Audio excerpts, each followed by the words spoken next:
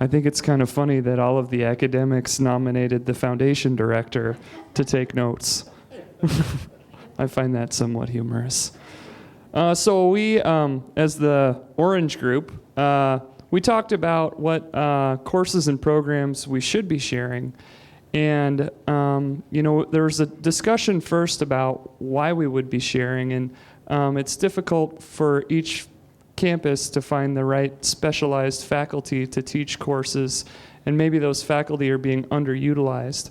And so we thought, if you're not being fully utilized on your campus, it might fit that you could be utilized on another campus, but that sort of runs into, are your faculty members then being overtaxed because their course load goes up, or the amount of people in their each class goes up. So there were some issues there with faculty, and also what are our students? What do they look like? What do they want? What do they need? And how do we deliver something that's across a vast array of different students? The programs that we thought would be especially effective, foreign language, there's maybe an interest at each campus to take some of these classes, and we talked about Arabic, but even French, there might be 2 students in Havre that want to take French and 3 in Billings, and there might be a faculty member in Bozeman that could teach that class that's not being fully utilized. The one that we talked about that would be especially effective for us at Northern is those options in secondary education. So social studies, mathematics, English, the things that we unfortunately had to put into moratorium at one point, but now, the presenter last night talked about a need for a high school teacher in Big Sandy. So anyway, we see those as 2 areas that are, it could be extremely useful, as well the allied health programs and some of those classes that, there's only a few students maybe at your campus that would utilize that class, but then those students could be productive members of that sort of campus community. And so, we had quite a bit of discussion about the possibility of a provost sharing summit to identify courses and programs to share. And one of the points of discussion was we need to bring information to this summit. What information do we bring? So somebody said we should bring faculty members. Well, maybe we need to wait before we even invite the faculty members, so we figure out which faculty members we should be bringing. And a big part of that information that we need to be looking at a summit like that is the information that Pam Busey mentioned yesterday from the Department of Labor. What are the needs first? And then how can we make our campuses work together to provide a meaningful education, and then those graduates have a good chance at a good career. So there's other stuff, but I think that's sort of those are the main themes that we talked about, and I'm sure that they're totally different from the other groups, so I'd love to hear from the next reporter. I didn't want to steal all the good ideas. That's good.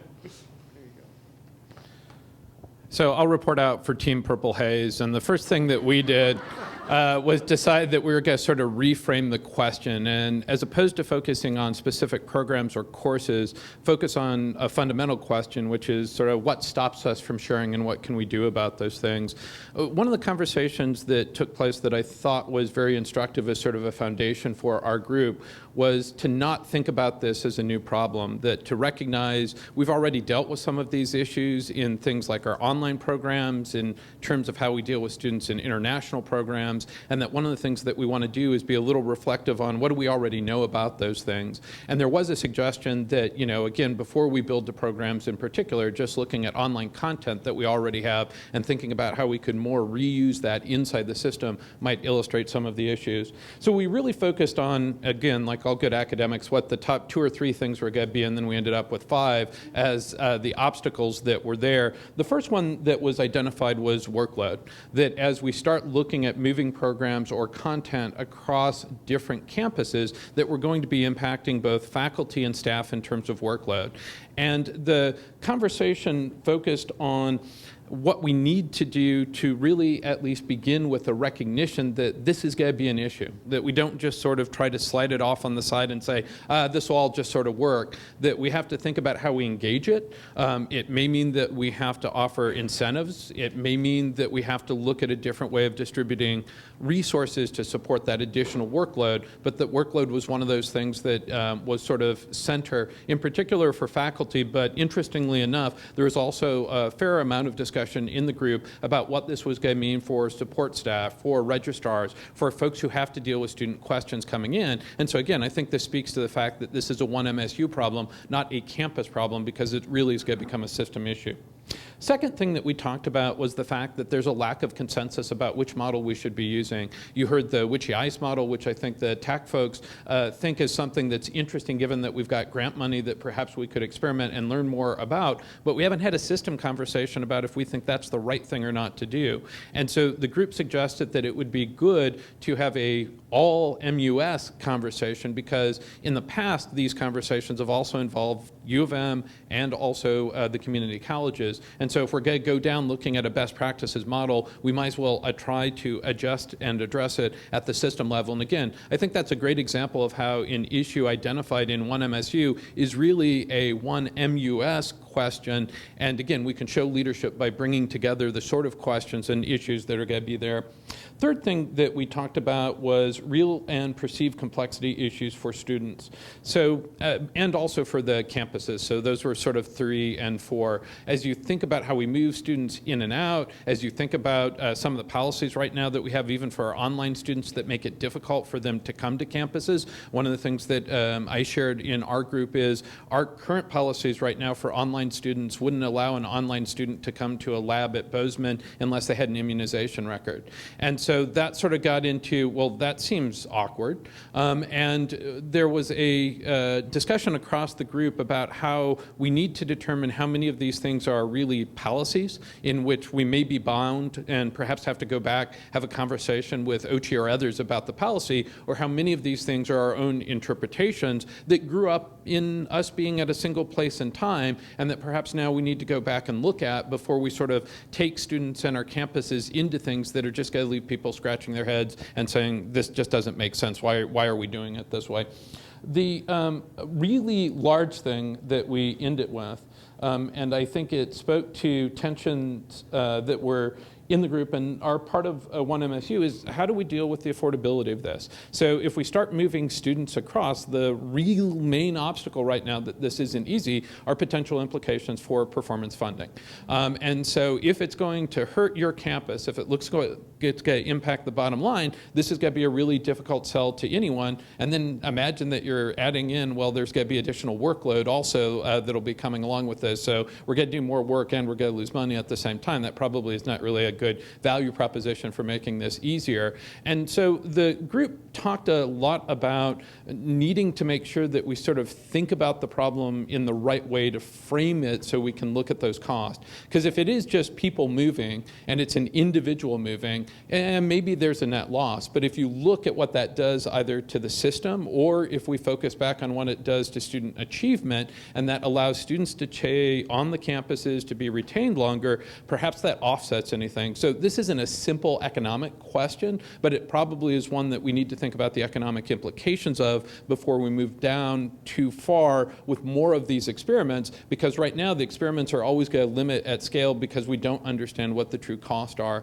And so I think how we frame that cost conversation is something that we were really interested in. The other thing that was interesting in the group was there was a conversation about, well, is it better off to have someone like Witchy Ice, a third-party vendor in a sense, deal with this than it is for us to deal with it? If it gets dealt with in the MSU system and it's done by the Bozeman campus, does it look like the mothership is now taking on something else? And regardless of if that is true or not, the impression inside the system may mean that we would need to look at someone on the outside. There was also discussion of how you appropriately involve OCHI in these conversations, perhaps as a third-party mediator also. So I think that sensitivity, which again, we recognized yesterday, we come from a different history, we're trying to build a communal understanding, but not to say that we're there yet is really important as we think about the right structure.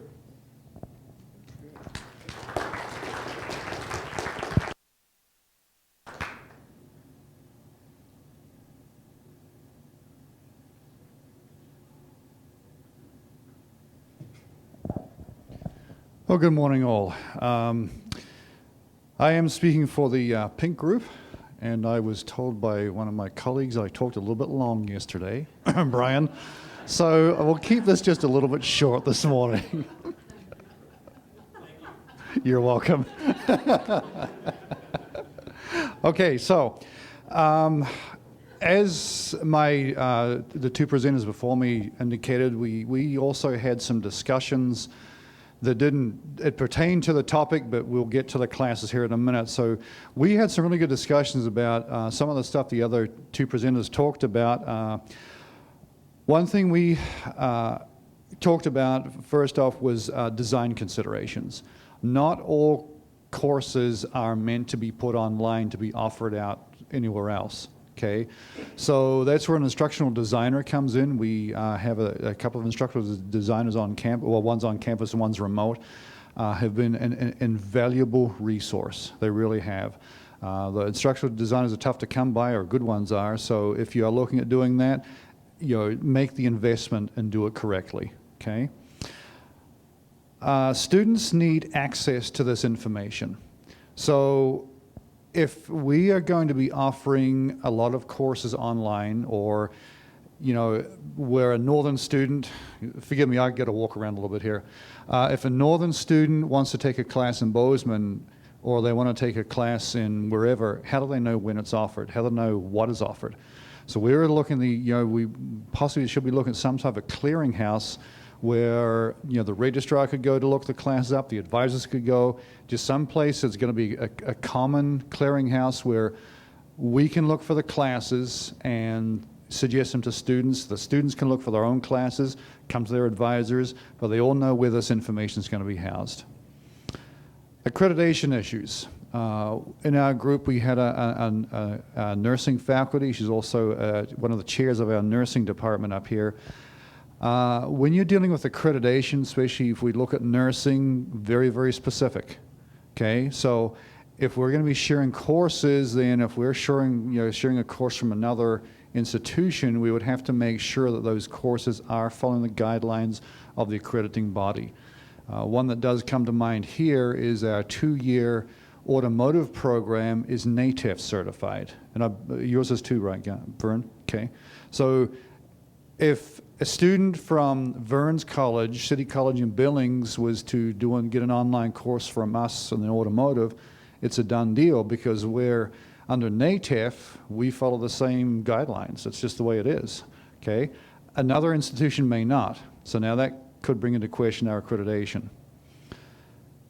So some of the courses that we identified, low enrolled courses, and probably every institution has some problems with low enrolled courses.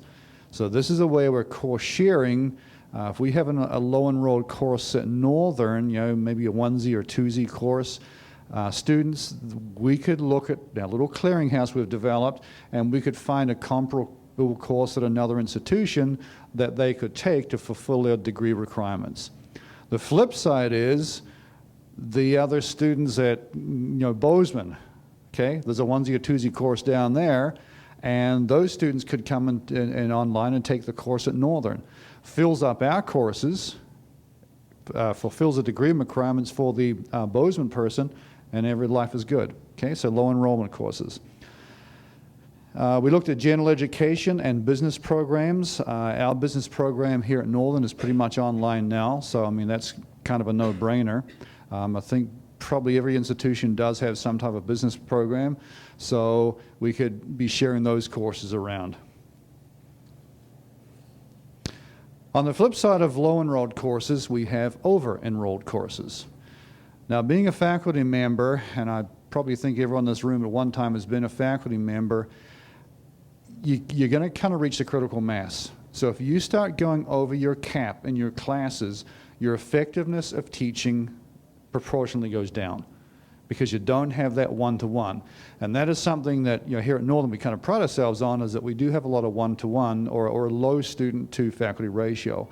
So if we start having over the cap, we're looking at 1, 2, 5 over the cap, well, if it's a lab class, we can open up another lab section. Well, maybe. Depends upon the credit load of the faculty member. It depends upon the equipment we have. It depends upon lab space, et cetera, et cetera, et cetera. So now if a student can take an online course in another institution, it meets the requirements of the degree. It helps fill up another faculty member, another institution in their class. And again, it's a win-win for everybody. Another one we looked at was criminal justice and community leadership. We feel they're both growing fields in our nation.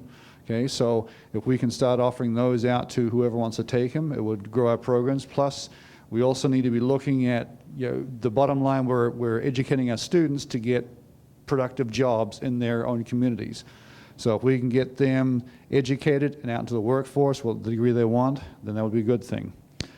Another one was summer sessions. Our summer session here at Northern, we have some classes that do extremely well and others that don't do well because they just don't fill up. So the different timings of summer sessions would allow other students from other institutions to come into Northern. We could have Northern students going into Billings or wherever to fulfill requirements again for their degrees. I think that's about it. I covered the clearinghouses and the courses, so I'm done.